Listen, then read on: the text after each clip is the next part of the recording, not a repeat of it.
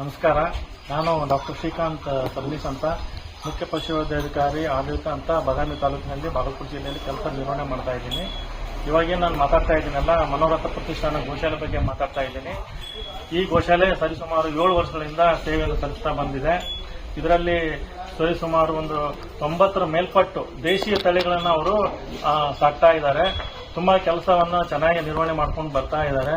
ಹಾಗೆ ನಮ್ಮ ಉತ್ತರ ಕರ್ನಾಟಕ ಭಾಗದಲ್ಲಿ ಎಲ್ಲಿಯಾದ್ರೂ ಹೋದ್ರೂ ಕೂಡ ಇಷ್ಟೊಂದು ದೇಶೀಯ ತಳಿಗಳನ್ನು ನಿಮಗೆ ಒಂದು ಗೋಶಾಲೆಯಲ್ಲಿ ನೋಡ್ಲಿಕ್ಕೆ ಆಗೋದಿಲ್ಲ. ದೇಶೀಯ ತಳಿಗಳಂದ್ರೆ ಕಿಲಾರಿ ಇರಬಹುದು, ಗೀರ್ ಇರಬಹುದು, ಆಮೇಲೆ ತಾರ್ಪಾರ್ಕರ್ ಇರಬಹುದು, ಮಲೆನಾಡು ಗಿಡ್ಡ ಇರಬಹುದು, ಪುಂಗನೂರು ಕೂಡ ಇತ್ತು ಇವ್ರ ಹತ್ರ.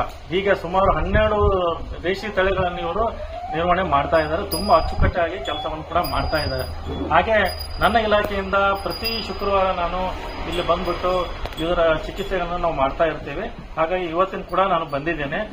ಈ ಘೋಷಣೆಯಲ್ಲಿ ತುಂಬಾ ಅಚ್ಚುಕಟ್ಟಾಗಿ ಎಲ್ಲ ಜಾನುವಾರುಗಳನ್ನು ಆರೋಗ್ಯಕರವಾಗಿ ನೋಡ್ಕೊಂಡು ಬಂದಿದ್ದಾರೆ. ಹಾಗೆ ನನ್ನ ಇಲಾಖೆಯಿಂದ ಕೂಡ ಇವರಿಗೆ ನಾನು ಹೆಚ್ಚಿನ ಚಿಕಿತ್ಸೆಗಾಗಿ ಔಷಧಿ ಪರಿಕರಗಳನ್ನು ನೀಡ್ತಾ ಬಂದಿದ್ದೀನಿ. ಹಾಗೆ ಇವರಲ್ಲಿ ಏನಿದೆಯಪ್ಪ ಅಂತಂದ್ರೆ ಮೇವು ಬೆಳೀಲಿಕ್ಕೆ ಸಾಕಷ್ಟು ಸ್ಥಳಾವಕಾಶ ಇದೆ. ವಿವಿಧ ತಳಿಗಳ ಮೇವುಗಳನ್ನು ಬೆಳೆಸ್ತಾ ಇದ್ದಾರೆ. ಅದರಲ್ಲಿ ಹೆಚ್ಚುವರಿಯಾಗಿ ಸೂಪರ್ ನೇಪಿಯರ್ ಕೂಡ ಇವರು ಬೆಳೆಸ್ತಾ ಇದ್ದಾರೆ. ಮತ್ತು ಮೇವಿನ ಅಚ್ಚುಕಟ್ಟುಗಳನ್ನು ಕೂಡ ಇವರು ಮಾಡ್ತಾ ಅವುಗಳನ್ನು ಜಾನುವಾರುಗಳಿಗೆ ನೀಡ್ತಾ ಇದ್ದಾರೆ.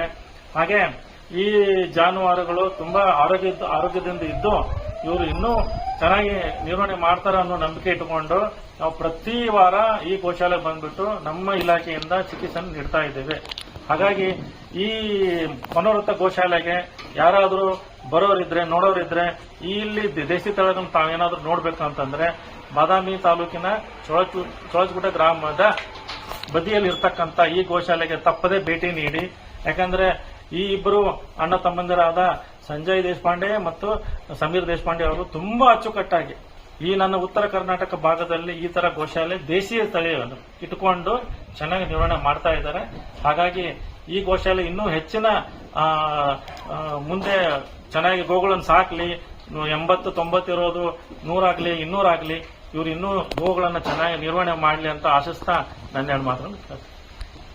ನಮಸ್ಕಾರ.